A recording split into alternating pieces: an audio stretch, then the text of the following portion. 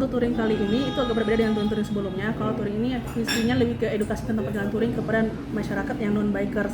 Jadi kayak memberikan informasi tentang seputar perjalanan touring, biaya perjalanan, terus medan yang saya lewati, dan info hotel ya yang saya tempati. Terus yang kedua, saya juga untuk touring religi, itu masuk touring religi juga. Setiap kabupaten itu ada beberapa saya singgah di masjid, memberikan kayak Al-Quran 10 mukena. Jadi maksudnya sambil kalau ada anak-anak mengajinya sambil ngajar juga. Terus banyak sih hal-hal positif yang saya lakukan dalam perjalanan touring. Kalau untuk saya sudah 3 pulau.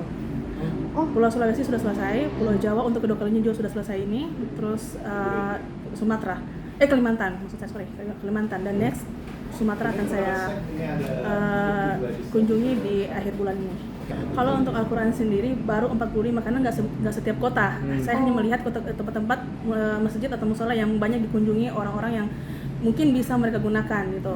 Terus kayak sekitar ada 48 Al-Quran yang sudah terbagi dan ada 28 mukenah yang sudah terbagi juga. Dan untuk sisi positifnya yang pertama, kan memang saya hobi touring ya, dari dulu saya hobi touring, cuman kali ini visi saya berbeda karena semenjak Covid saya melihat banyak orang yang susah untuk pulang kampung, susah terhalang dengan biaya tiket pesawat yang mahal, terus banyak aturan-aturannya. Nah kalau untuk naik motor itu dengan budget yang minim kita sudah bisa menginjakan beberapa kota. Jadi saya pengen memberikan informasi kepada masyarakat yang non-bikers bahwa perjalanan touring itu sangat menyenangkan.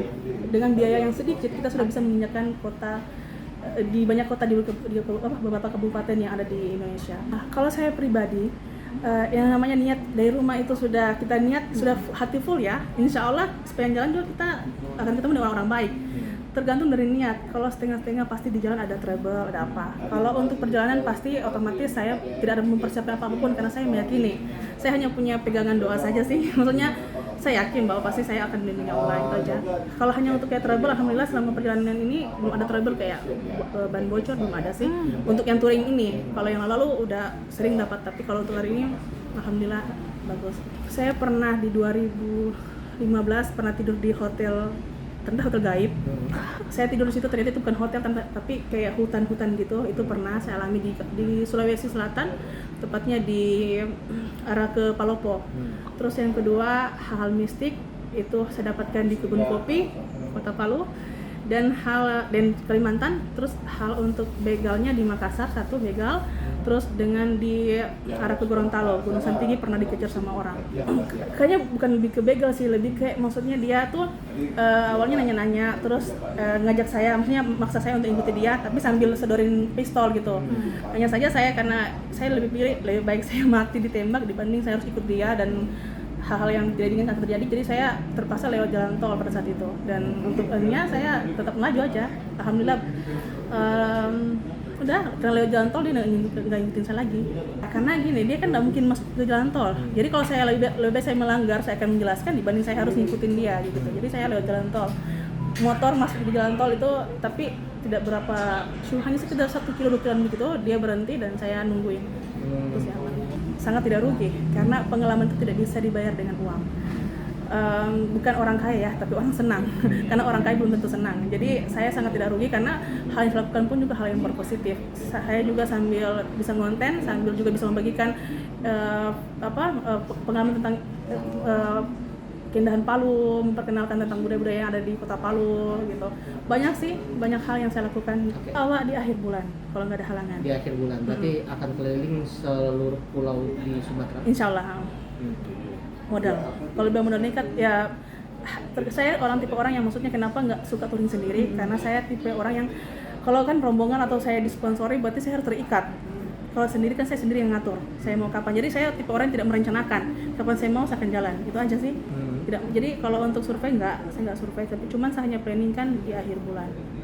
Kalau hanya untuk transportasi itu sangat murah, karena dari Palu dari Sulawesi ke sini ke Jakarta itu hanya menghabiskan sekitar 1 juta lebih itu transportasi. Tambah penyeberangan kapal itu 2 jutaan lebih lah.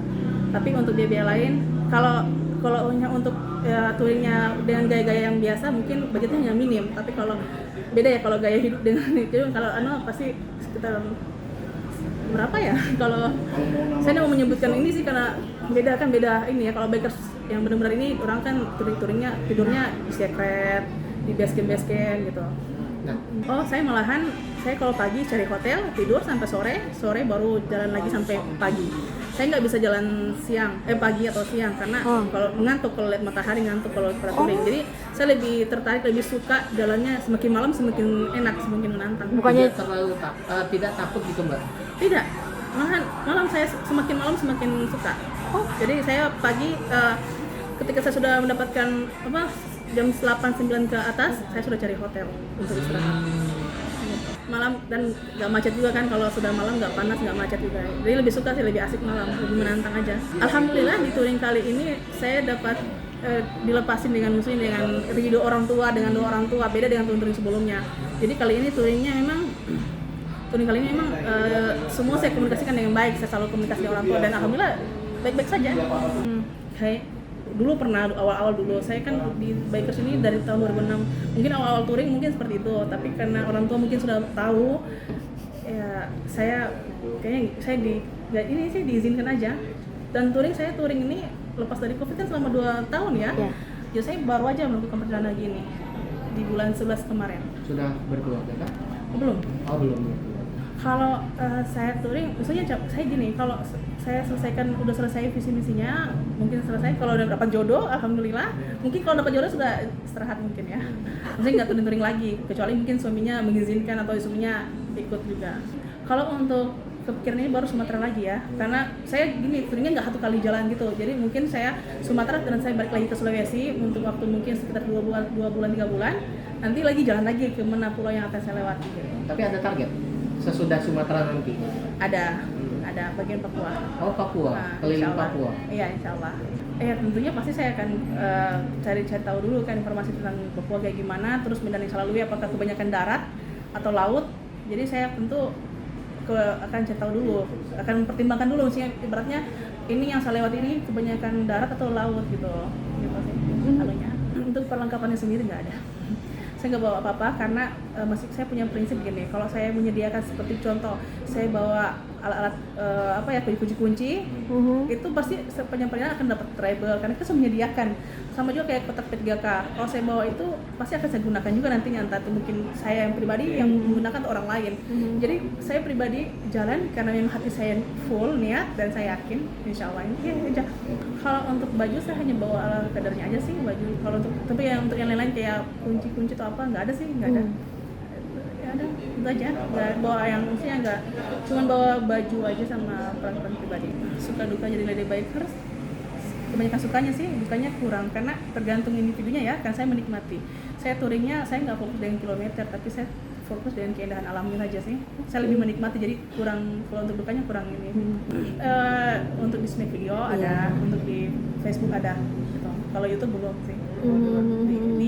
Lebih ke snack video aja dengan TikTok sama Facebook aja. Itu sangat membantu tentu dengan teman-teman juga yang bikers dan non-bikers, itu sangat membantu buat mereka sebagai ini informasi tentang perjalanan touring, tentang biaya kapal dan lain sebagainya. Gitu. Oke Mbak. Kalau hal seperti itu banyak sih, saya sering melakukan itu dan itu sering saya bagikan di sosial media saya. Contoh mungkin kayak lihat yang gimana kebetulan di kota itu dan akan saya datangi, saya cari gitu, kayak mungkin banyak sih hal-hal yang ini, cuman saya tipe orang jarang story ya, jadi kadang kalau bikin tuh saya uploadnya di Facebook aja kalau kapan saya ini banyak, kalau untuk sosial banyak. Saya kerjanya di hotel, terus juga ada usaha kitchen care ya, ada usaha juga, terus saya juga content creator juga dan dikontrak sama beberapa aplikasi. Iya, jadi ibaratnya kerja touring sambil kerja bisa kan. Jadi saya sebagai content creator juga dan dikontrak di beberapa aplikasi termasuk snack video. Kalau dulu untuk, maksudnya kalau untuk banyak sih jarang sendiri ya, jarangnya itu biasanya dengan rombongan atau ada yang temani. Kalau untuk sekarang, kalau dulu mungkin pertama perdana pernah iya saya, cuman sekarang semakin banyak lady bikers ya yang sudah berani juga. Kayaknya ada sih sekitar 6 orangnya adalah udah ada sih. Bukan cuma saya, ada banyak teman yang lain. Enggak sih. Oke, Mbak. Sih kalau sih enggak sih, itu tergantung kita gini. Saya tipe orang yang maksudnya tidak pernah maksudnya berpikir hal-hal buruk kepada orang lain. Jadi aman-aman saja. Nggak ada sih, gimana sih, nggak ada.